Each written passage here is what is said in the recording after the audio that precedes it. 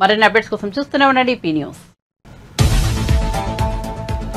LB స్టేడియంలో జరిగిన BJP Bhagyanagar జనసభ పాల్గొన్న నరేంద్ర మోదీ. కాంగ్రెస్ అధికారంలోకి వచ్చాక డబుల్ ఆర్ ట్యాక్స్ పై చర్చ సాగుతోందన్న ప్రధాని. Telangana R tax, Delhi R tax అని విమర్శ.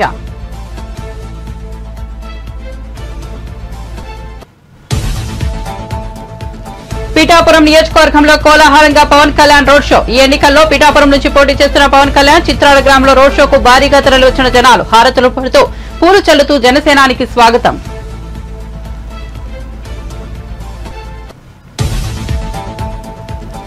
గన్నవరంలో ప్రజాగలం సభ. బోరున వర్షంలోనూ సభకు భారీగా తరలివచ్చిన జనాలు. చంద్రబాబు కూడా వర్షంలోనే ప్రసంగించిన వైనం.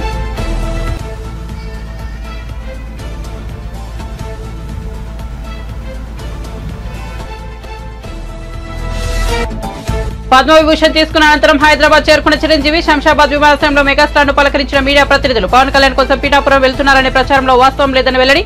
పవన్ కళ్యాణ్ కూడా తనను రావాలని కోరుకోడన్న చిరంజీవి.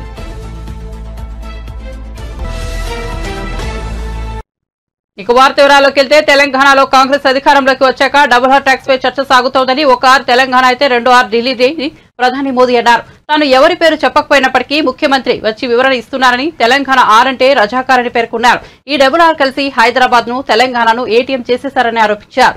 రజాకార్ టాక్స్ ఎలా ఉంటుందో పాత బస్తీకి వెళ్తే తెలుస్తుందన్నారు. ఎల్బీ స్టేడియంలో జరిగిన బీజేపీ భాగ్యనగర్ జనసభలో ప్రధాని పాల్గొన్నారు. అందరికీ అక్షయ తృతీయ శుభాకాంక్షలు తెలిపారు. ఈ సందర్భంగా మాట్లాడుతూ తనకు హైదరాబాద్ చాలా ప్రత్యేకమని చెప్పారు. 4 जून को वोट जाता है। आप मुझे बताइए, क्या भारत करप्शन जैसी प्रॉब्लम के साथ आगे बढ़ सकता है क्या? पूरी ताकत से बताइए, बढ़ सकता है क्या? बढ़ सकता है क्या? क्या भारत को लाखों करोड़ के स्कैम करने वाली पार्टियां आगे बढ़ा सकती है क्या? क्या यूथ की एस्पिरेशंस को इग्नोर करने वाली पार्टियां देश का भविष्य बना सकती हैं? क्या मिडिल क्लास के ड्रीम्स को कुचलने वाली पॉलिटिकल पार्टियां आपका भला कर सकती हैं? क्या हर प्रोजेक्ट में पहले करप्शन का पोटेंशियल खोजने वाली पार्टियां मॉडर्न इंफ्रास्ट्रक्चर बना सकती हैं? तो ये काम कौन का ट्रैक रिकॉर्ड है? लेकिन कांग्रेस का ट्रैक रिकॉर्ड क्या है?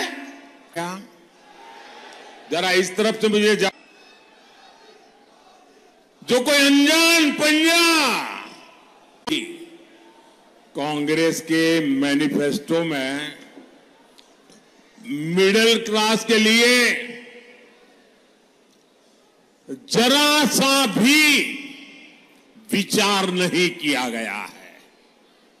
लेकिन ये लोग मिडिल क्लास की कमाई का एक्सरे करके उसे अपने वोट बैंक की और उनको बांटने की घोषणाएं डंके की चोट पर कर रहे हैं। साथियों, आप मुझे बताइए, आपकी जो संपत्ति है उस पर आपके संतानों का अधिकार है कि नहीं है? जरा मुझे सबके सब लोग बताइए, क्या आपकी संपत्ति पर आपके संतानों का अधिकार है कि नहीं है? क्या कोई एक और बात कही है ही नहीं है? आखिर क्या है idea of India? Idea of India नर में नारायण, जीव में शिव। इंटरनेशनल योग दिवस। भाई और बहनों, हिंदुओं को ये लोग बीसी कोटा के रिजर्वेशन को खत्म करके रिलीजन के नाम पर रिजर्वेशन देना चाहते हैं। इसका बहुत बड़ा प्रभाव जो जीएचएमसी चुनाव में पड़ा था वो हम सब ने देखा है। जिन सीटों पर बीसी समाज का हक था वो उनसे छीन ली गई। జనసేనాని పవన్ కళ్యాణ్ తాను పోటీ చేస్తున్న పిఠాపురంలో రోడ్ షో చేపట్టారు. చిత్రాడ గ్రామంలో పవన్ కళ్యాణ్ రోడ్ షో భారీ స్పందన లభించింది. జనాలు భారీగా తరలి రావడంతో రోడ్డు కిక్కిరిసిపోయింది. మహిళలు హారతులు పడుతూ పూలు చల్లుతూ జనసేనానికి స్వాగతం పలికారు.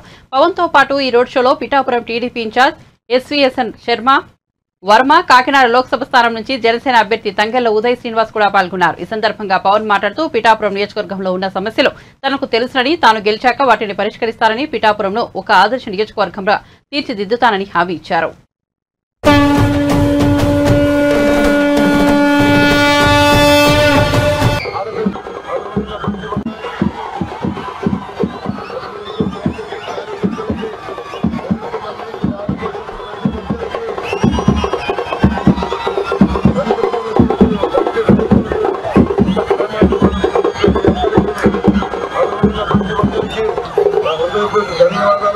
నమస్కారం.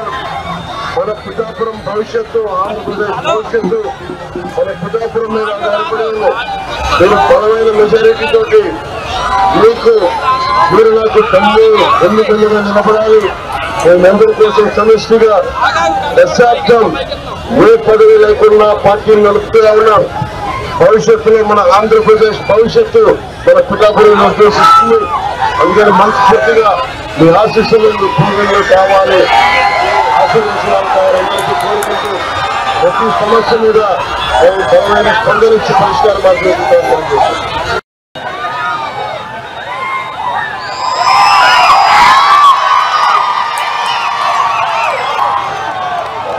మన భవిష్యత్తు, పిల్లల భవిష్యత్తు కోసం మీరు ఓటేస్తుంటే ఒక్క 5 సంవత్సరాల కోసం ఆలోచించకండి, ఈ పెద్ద తరం కోసం ఆలోచించుకుంటేయండి. మనం ఏ కులం, ఏ ప్రాంతం, ఎవరైనా కాదు, మన పిల్లల భవిష్యత్తు కోసం దశాబ్దం పెద్ద శక్తి నడిపారంటే దృష్టిలో పెట్టుకోండి. మీరు ఊహించండి, 2047 పెట్టాలనుకుంటారు, 20 ఏళ్ళ యువకుడు అంటాడు. అప్పటికి ఉపాధి అవకాశాలు ఉండాలి, ఆ ల్యాండ్ ఆర్డర్ బాగుండాలి, ఆరోగ్యం బాగుండాలి, తాగునీరు అన్నీ మనకి ఈజీగా దొరకాలి. అందుకే నేను చేస్తుంది ఒక ఎన్నికల కోసం కాదు, ఒక తరం భవిష్యత్తు కోసం. ఒక తరం భవిష్యత్తు కోసం నిలబడితే తప్ప మనం ముందుకెళ్ళాలి. అందుకని ప్రతి ఒక్కరికి ధన్యవాదాలు తెలియజేసుకుంటూ రాష్ట్రంలో తిరుగుతుంటే నాకు పిఠాపురం ప్రజలు ముఖ్యంగా మన ఏపీలో ఎన్నికల ప్రచారంలో భాగంగా సీఎం జగన్ గుంటూరు జిల్లా మంగళగిరి నియోజకవర్గంలో నిర్వహించిన సభలో పాల్గొన్నారు. మంగళగిరి పాత బస్టాండ్ ప్రాంతంలో నిర్వహించిన ఈ సభకు భారీ సంఖ్యలో ప్రజలు తరలివచ్చారు. ఈ సందర్భంగా జగన్ మాట్లాడుతూ మరో 3 రోజుల్లో కురుక్షేత్రం జరగనుంది. 5 ఏళ్ల భవిష్యత్తును పథకాల కొనసాగింపు నిర్ణయించే ఎన్నికలు పొరపాటున చంద్రబాబు కోటేస్తే పథకాలన్నీ ముగిసిపోతాయని, జగన్ కు ఓటు వేస్తే ఇప్పుడున్న పథకాలు కొనసాగుతాయన్నారు. చంద్రబాబును నమ్మడం అంటే కొండచిలువ నోట్లో తలకాయ పెట్టడమేనని జగన్ ఎద్దేవా చేశారు. సాధ్యం కాని హామీలను గుప్పించి మోసం చేస్తున్నారని ప్రతి ఒక్కరూ ఈ విషయం గుర్తుపెట్టుకోవాలన్నారు. రాష్ట్ర ప్రజల దీవెనలతో తన 59 నెలల పాలనలో గతంలో ఎన్నడూ చూడని మార్పులు తీసుకొచ్చినట్టు వెల్లడించారు. 2.70 లక్షల కోట్ల రూపాయలు బటన్ నొక్కి నేరుగా అక్క చెల్లెమ్మల కుటుంబాల ఖాతాలోకి జమ చేసినట్లు పేర్కొన్నారు. అలాగే 2.31 లక్షల ప్రభుత్వ ఉద్యోగాలు వచ్చాయని గుర్తు చేశారు. గత ఎన్నికల్లో ప్రకటించిన మేనిఫెస్టోలోని 99% హామీలు అమలు చేసిన ప్రభుత్వం తమదేనని పేర్కొన్నారు.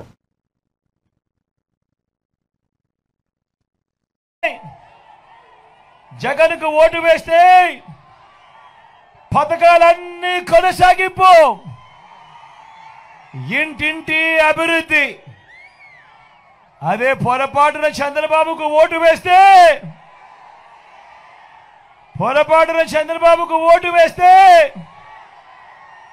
పథకాలన్నీ ముగింపు,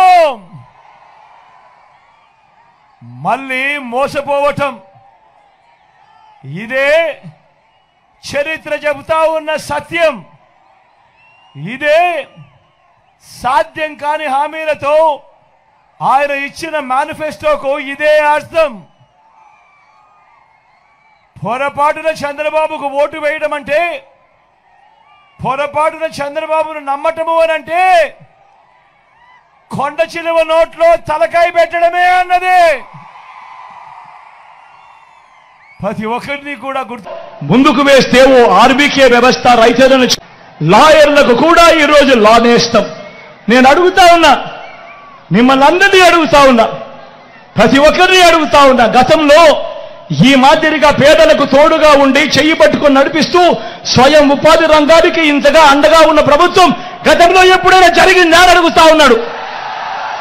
ఈ పథకాలన్నీ గతంలో ఉండేటివే అని అడుగుతా ఉన్నాడు. మీ బిడ్డ ఉండేటివే అన్నా, ఉండేటివే అక్క, ఉండేటివే చెల్లి, ఉండేటివే తమ్ముడు, ఎప్పుడైనా ఉండేటివే పెద్దమ్మ.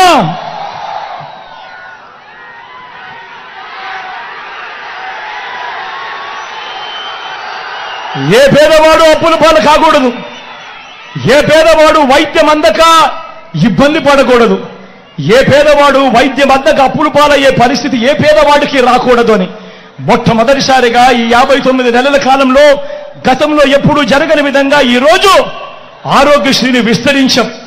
25 లక్షల దాకా ఏ పేదవాడికైనా ఉచితంగా వైద్యం, రెస్ట్ పీరియడ్ లో కూడా ఆపరేషన్ అయిపోయిన తర్వాత ఆ పేదవాడికి రెస్ట్ పీరియడ్ లో కూడా ఆరోగ్య ఆసరా.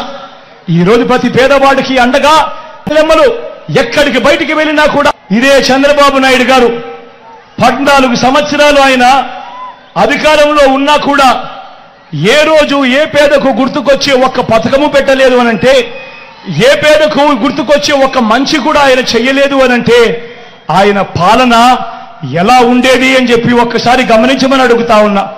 అధికారంలోకి వచ్చేదాకా చంద్రబాబు పాలన అబద్ధాలు, మోసాలు. అధికారం దక్కితే చంద్రబాబు చేసే మాయలు, మోసాలు ఎలా ఉంటాయో ఒక్కసారి ఈ 2014లో ఆయన ఇచ్చిన ఈ పాంప్లెట్ ఒక్కసారి చూడమని కోరుతా ఉన్నా, అడుగుతా ఉన్నా. ప్రత్యేక హోదా ఇచ్చాడా? దాన్ని అమ్మేశారు. మరి నేను అడుగుతా ఉన్నా, ఇలాంటి వాళ్ళని నమ్మచ్చా అని అడుగుతా ఉన్నా. చేస్తా ఉన్నారు. మామూలుగా ఎవరైనా మోసం చేస్తే, ఎవరైనా దొంగతనం చేస్తే దొంగోడు అని చెప్పి కేసులు పెడతాం. ఎవరైనా మోసం చేస్తే చీటింగ్ కేసు మీద చీటర్ అని చెప్పి కేసు పెడతాం. మరి ఎన్నికలు వచ్చిన ప్రతిసారి ఒక మేనిఫెస్టో అంటూ అందమైన ఆశలు. టీడీపీ అధినేత చంద్రబాబు ఉమ్మడి కృష్ణా జిల్లా గన్నవరంలో ఏర్పాటు చేసిన ప్రజాగలం సభకు హాజరయ్యారు. చంద్రబాబు రాకకు ముందు నుంచే గన్నవరంలో భారీ వర్షం పడుతోంది. చంద్రబాబు వేదికపై గొడుగు కింద నిల్చున్నప్పటికీ తడిసి ముందయ్యారు. ఈ సందర్భంగా చంద్రబాబు ప్రసంగిస్తూ మే నెలలో గన్నవరంలో వర్షం పడుతోందంటే వరుణదేవుడు కరుణించారని అర్థమని అన్నారు. అనుమానమే లేదు, విజయం మనదేనని ధీమా వ్యక్తం చేశారు. నారా చంద్రబాబు లెక్క పెట్టే వ్యక్తిగా తెలుగుదేశం పార్టీ అభ్యర్థి, గన్నవరం కాబోయే ఎమ్మెల్యే యార్లగడ్డ వెంకట్రావు గారు మచిలీపట్నం జనసేన అభ్యర్థి, మిత్రపక్షాలు బలపరిచే అభ్యర్థి బాలశౌరి గారు వర్షంలో తడుస్తూ నాకు స్వాగతం పలికిన తెలుగుదేశం, జనసేన, బీజేపీ కార్యకర్తలు, నాయకులు, ప్రత్యేకంగా మా తెలుగింటి ఆడబిడ్డలు, వరుణదేవుడు మిమ్మల్ని చూస్తే భయపడుతున్నాడు. వర్షాన్ని లెక్క పెట్టుకోలేదు, ఎండలు లెక్క పెట్టుకోలేదు. ఒకే ఆలోచన, గెలిపే ధ్యేయంగా పనిచేస్తున్న మిమ్మల్ని నా గుండెల్లో పెట్టుకుంటానని మీ అందరికీ హామీ ఇస్తున్నా. 2 రోజులే, ఎల్లుండే చివరి రోజు ప్రచారానికి. 3 రోజుల్లో ఎన్నికలు అయిపోతున్నాయి. తాడేపల్లి ప్యాలెస్ లో ఒక సైకో ఉన్నాడు. గన్నవరంలో ఒక పిల్ల సైకో ఉన్నాడు.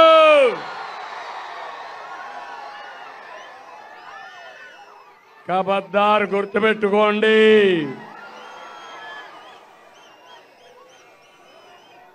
తిన్నింటి వాసాలు లెక్క పెట్టే వ్యక్తి ఇక్కడ ఉండేవాడు. మర్యాదే చూశారు కానీ భవిష్యత్తులో ఇలాంటి రాజకీయ రౌడీల్ని తుంగలో దొక్కకపోతే చూడండి తమ్ముళ్ళు అని మీకు హామీ ఇస్తున్నాం.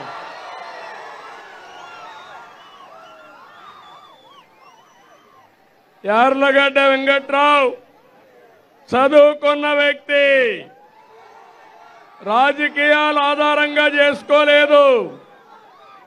అమెరికాకి వెళ్ళి తెలివితేటతో డబ్బులు సంపాదించిన వ్యక్తి యార్లగడ్డ వెంకట్రావు.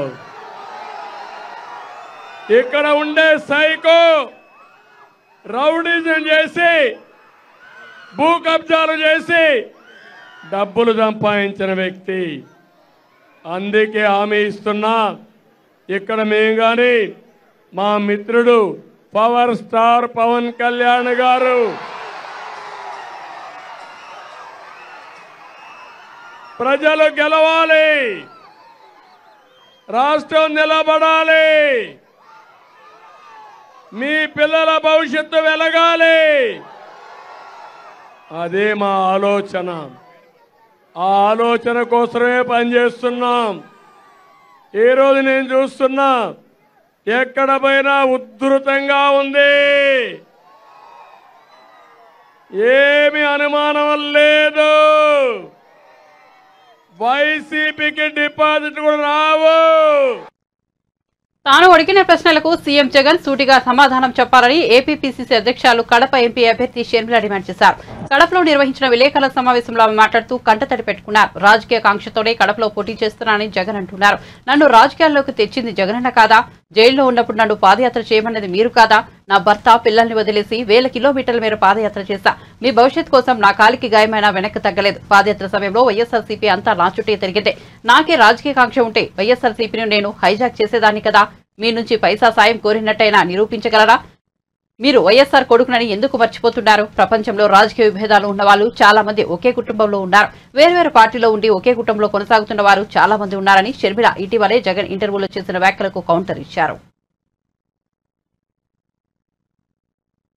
కోసం జగనన్న వస్తాడు, జగనన్న మేలు చేస్తాడు, రాజశేఖర రెడ్డి గారి రాజ్యం తెస్తాడు అని కాలికి బలపం కట్టుకుని తిరిగిన దాన్ని నేను కాదా? నా బిడ్డల్ని, నా కుటుంబాన్ని పక్కన పెట్టి రోడ్ల మీదనే నెలల తరబడి మీకోసం త్యాగం చేసిన దాన్ని నేను కాదా? ఆఖరికి నా కాలు ఇంజరీ అయితే కూడా అతి వేగంగా ఫిజియోథెరపీ చేసి మళ్లీ వెంటనే చేయాలి అని తాపత్రపడి చేసింది మీకోసం నేను కాదా? మరి నేను ఇన్ని త్యాగాలు చేసినా కూడా నాకు రాజకీయ కాంక్ష ఉంది అని మీరు అంటున్నారే, నాకే గనక రాజకీయ కాంక్ష ఉంటే నేను పొందాలనుకున్న పదవి, పోస్టు మీ పార్టీలో నేను మొండిగానైనా పొందగలను. వివేకానంద రెడ్డి గారి లాంటి వాళ్ళు నాకు అండగా నిలబడ్డానికి నన్నే ఎంపీని చెయ్యాలి అని ఎంతో మంది మీ పార్టీలోనే ప్రయత్నించిన వాళ్ళు కూడా ఉన్నారు. వాళ్ళందరి అండా చూసుకొని నేను ఏ రోజైనా మీకు రిబెల్ చేశానా? నాకు రాజకీయ కాంక్ష గాని డబ్బు కాంక్ష గాని ఉంది అని మీ మనస్సాక్షిలో మీరు నిజంగానే నమ్ముతున్నారా? నాకు రాజకీయ కాంక్ష మీకోసం మీతో ఉన్నంత కాలం, మీరు ముఖ్యమంత్రి అయినంత వరకు నాకు రాజకీయ కాంక్ష లేదు, నాకు డబ్బు కాంక్ష లేదు. నేను ఏం చేసినా మీకోసం చేశాను, నేను త్యాగం అనుకొని చేశాను, నా అన్న కోసం అనుకొని చేశాను. మీరు ముఖ్యమంత్రి కావాలని, రాజశేఖర రెడ్డి గారి సంక్షేమ పాలన మళ్ళీ మీరు తీసుకొస్తారు అని నమ్మి చేసిన విషయం వాస్తవం కాదా? మన ఇద్దరము నమ్మే బైబిల్ మీద ఒట్టేసి నేను చెప్పగలను, నాకు రాజకీయ కాంక్ష గాని డబ్బు కాంక్ష గాని ఏ ఇతర ఆశ లేకుండా, ఆశించకుండా, ఏ ఒక్క రోజైనా మిమ్మల్ని ఒక పదవి గాని ఒక పోస్ట్ గాని నేను అడగకుండా మీకోసం చేశాను, ఇది నిజం అని నేను బైబిల్ మీద ప్రమాణం చేయగలను. మీరు అదే బైబిల్ మీద ప్రమాణం చేసి నేను మిమ్మల్ని ఈ పోస్ట్ అడిగానని గాని, ఈ పదవి అని అడిగానని గాని మీరు ప్రమాణం చేయగలరా? నాకు రాజకీయ కాంక్ష ఉంది అని గాని, డబ్బు కాంక్ష ఉంది అని గాని మీరు రుజువు చేయగలరా? అసలు మనిషి మంచితనాన్ని గుర్తించడం రాజశేఖర రెడ్డి గారి దగ్గర నుంచి మీకు ఎందుకు రాలేదు? ఏదైనా ఒక లావాదేవీ కోసం, ఏదైనా ఒక లాభం కోసం ఆలోచన చేసే మనిషి కాదు రాజశేఖర రెడ్డి గారు. ఆయన బిడ్డను నేను, ఆయన హృదయానికి దగ్గరగా ఆయన మాటలు వింటూ ఆయన హృదయంలో హృదయంగా పెరిగిందని నేను.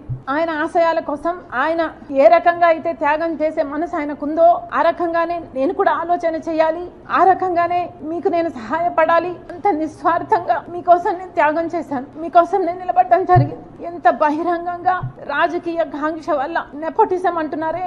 రాజశేఖర రెడ్డి గారి రాజకీయాలలో ఉంటే వివేకానంద రెడ్డి గారు కూడా ఆయన పక్క రాజకీయాలలో ఉన్నాడు. రాజారెడ్డి గారు కూడా రాజకీయాలలో ఉన్నాడు. రాజారెడ్డి గారి భార్య మా జయమ్మ కూడా రాజకీయాలలో ఉంది. సౌభాగ్యమ్మ కూడా రాజకీయాలలో ఉంది. అందరూ ఒక్కొక్క పదవి వాళ్ళ టైంలలో చేసిన వాళ్ళు. వాళ్ళంతా ఒకే జనరేషన్ కు చెందిన వాళ్ళు. జగన్మోహన్ రెడ్డి గారు నెపోటిజం గురించి మాట్లాడుతున్నారు. మరి ఆ టైంలో నెపోటిజం ఉన్నిందా? అమ్మా, నేను పాలిటిక్స్ లోకి రావాలి అన్న కోరిక నాకు కాదు, కానీ మిగతా అందరికి చాలా మందికి ఉంది.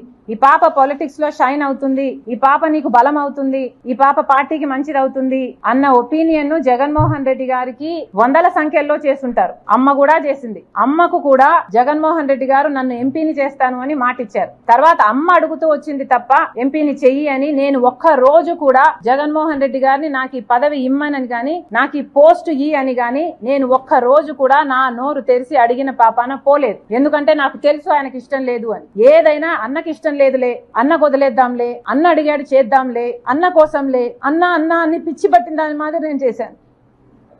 దానికి ఈరోజు అనుభవిస్తున్నా. అమ్మ చెప్పినప్పుడు కాదండి, అమ్మకి మాట ఇచ్చింది ఆయనే. అదే కదా ఆవిడ అడిగేది. మాట ఇచ్చావు కదా నిలబెట్టుకో అని ఆవిడ అడుగు. భూముల సర్వేలన్నీ పూర్తయి ల్యాండ్ టైటిలింగ్ చట్టం అమల్లోకి వస్తే భూ వివాదాల పరిష్కారం మరింత సులభతరం అవుతుందని ఏపీ రాష్ట్ర ప్రభుత్వ సలహాదారు సజ్జల రామకృష్ణారెడ్డి స్పష్టం చేశారు. ఎన్నికల్లో లబ్ధి పొందేందుకు చంద్రబాబు ల్యాండ్ టైటిలింగ్ చట్టంపై కావాలని దుష్ప్రచారం చేస్తున్నారని ఆయన మండిపడ్డారు. కేంద్రం తెచ్చిన ల్యాండ్ టైటిలింగ్ చట్టానికి నాడు చంద్రబాబు ప్రభుత్వమే పూర్తిగా ఆమోదముద్ర వేసిందని ఆయన గుర్తు చేశారు. ల్యాండ్ టైటిలింగ్ చట్టం అనేది భూ యజమానికి ప్రభుత్వం తరపున పూర్తి హామీ ఇవ్వడమే కానీ సజ్జల స్పష్టం చేశారు. విజయవాడలో ఏర్పాటు చేసిన విలేకరుల సమావేశంలో సజ్జల రామకృష్ణారెడ్డి మాట్లాడారు. నాడు టైటిలింగ్ చట్టానికి ఆమోదముద్ర వేసిన తెలుగుదేశం ప్రభుత్వమేనని, నేడు అదే పార్టీ ఈ చట్టంపై దుష్ప్రచారం చేస్తోందని ఆగ్రహం వ్యక్తం చేశారు. ఎన్నికల్లో లబ్ధి పొందేందుకు కోట్లాది రూపాయలు ఖర్చు పెట్టి ల్యాండ్ టైటిలింగ్ చట్టంపై టీడీపీ దుష్ప్రచారం చేస్తోందన్నారు.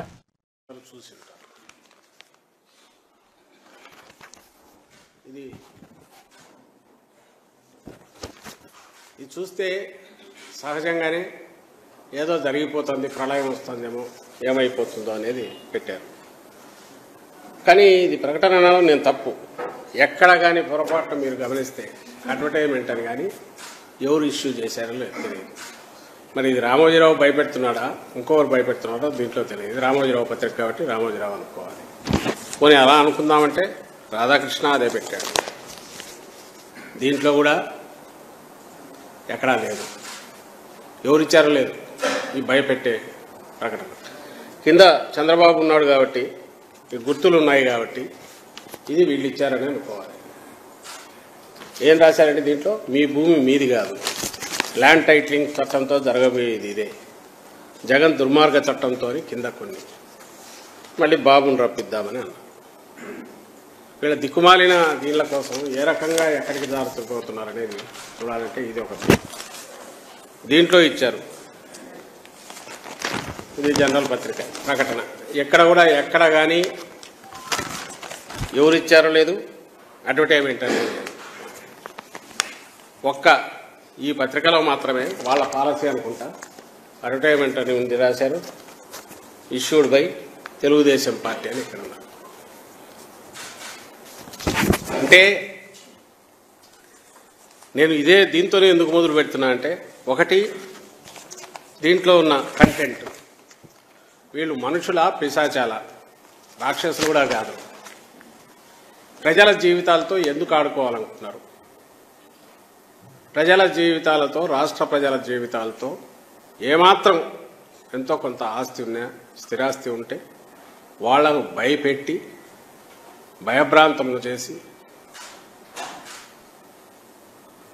వాళ్ళు అనుకున్న రకంగా ఏదో సాధించాలనే దాంతో ఆ దుగ్ధతో ఇలా చేసినారని ఇక్కడ అర్థమవుతుంది. మీకే గమనిస్తున్నారు. తోడేళ్లు పైనంతా, కిందేమో కూటమి అధికారంలోకి రాగానే ల్యాండ్ టైటిలింగ్ యాక్ట్ చట్టం రద్దు, కింద చంద్రబాబు ఫోటో. వీళ్లకు సిగ్గు శరము ఉంటే, వీళ్ళు నిజంగా ఇది ఒక రాజకీయ పార్టీ అయితే ఇదే పద్ధతి ప్రజల్లోకి వెళ్ళడం. ల్యాండ్ టైటిలింగ్ యాక్ట్ అనేది ఏదైతే ఇప్పుడు వీళ్ళు అన్నట్టు నిజంగా రద్దు చేసేదైతే, ఈ ల్యాండ్ టైటిలింగ్ యాక్ట్ బిల్లు పెడుతున్నప్పుడు ఎందుకు దాన్ని తెలుగుదేశం పార్టీ సపోర్ట్ చేసింది? అది కాస్ట్ ఆఫ్ రిపిటేషన్. మళ్ళీ నేను కొద్దిగా చూడండి, మీకు చూపాలి. ఎందుకంటే ఇది చూడగానే ఖచ్చితంగా ఫోన్లు వస్తున్నాయి, ఏమో జరిగిపోతుంది, ఏమో జరిగిపోతుంది, ఏమో జరిగిపోతుంది. దీనికి శిక్ష వేయాలని కూడా ప్రజలు ఆలోచించాలి. ఇంతటి అబద్ధాలు, ఇంతటి పైశాచికత్వంతో అడ్డగోలుగా అబద్ధాలు, విష ప్రచారం, భయాందోళనకు గురి చేసి భయభ్రాంతులను చేసే దానికి దిగజారితే అది కూడా మళ్ళీ ఒక అడ్వర్టైజ్మెంట్ అని రాసుకోవడం కూడా లేదు. ఇది నైతికంగా ఇంకో రకంగా అంత అది చాలా పెద్ద మాట.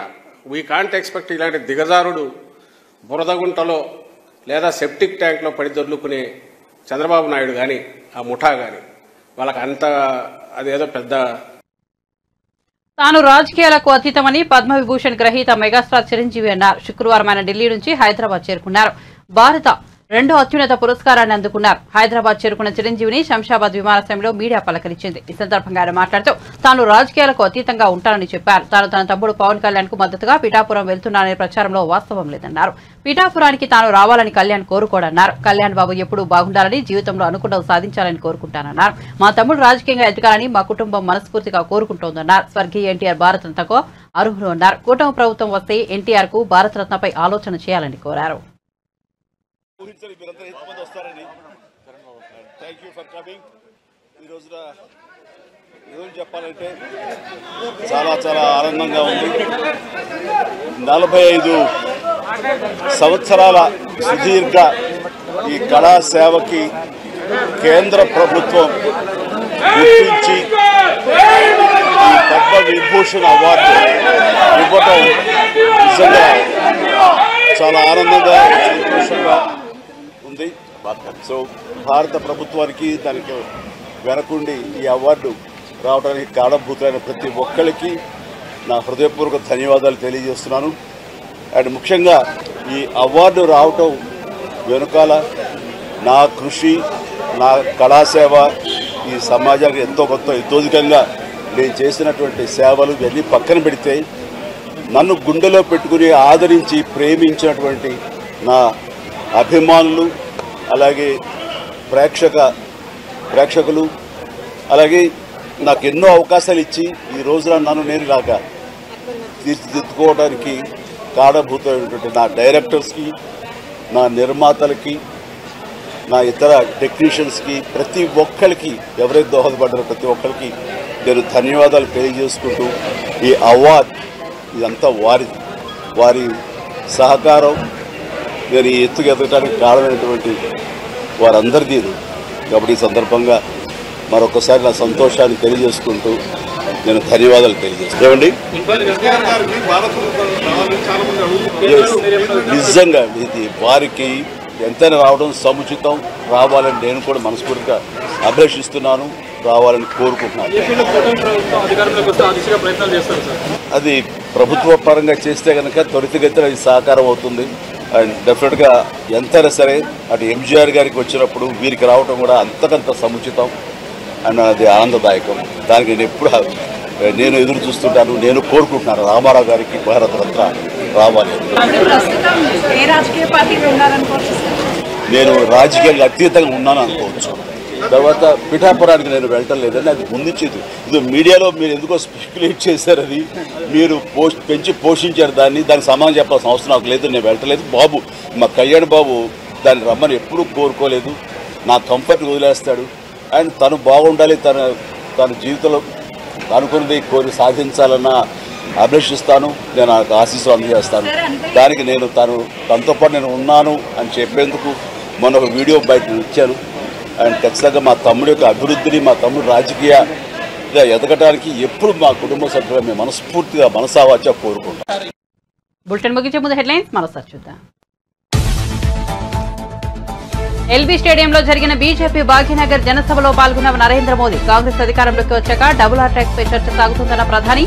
Telangana R tax, Delhi R tax అని విమర్శ.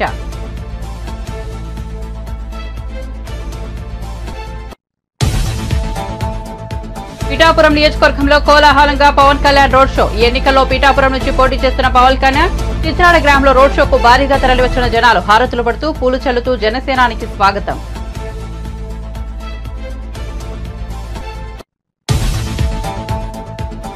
గన్నవరంలో ప్రజాగలం సభ బోరున వర్షంలోనూ సభకు భారీగా తరలివచ్చిన జనాలు చంద్రబాబు కూడా వర్షంలోనే ప్రసంగించిన వైనం.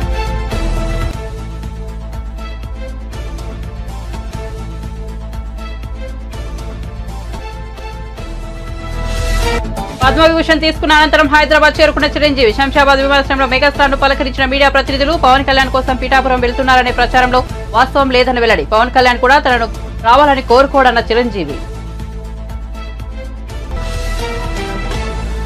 వెల్కమ్ టు జై తెలంగాణ టీవీ. ముందుగా హెడ్లైన్స్ చూద్దాం.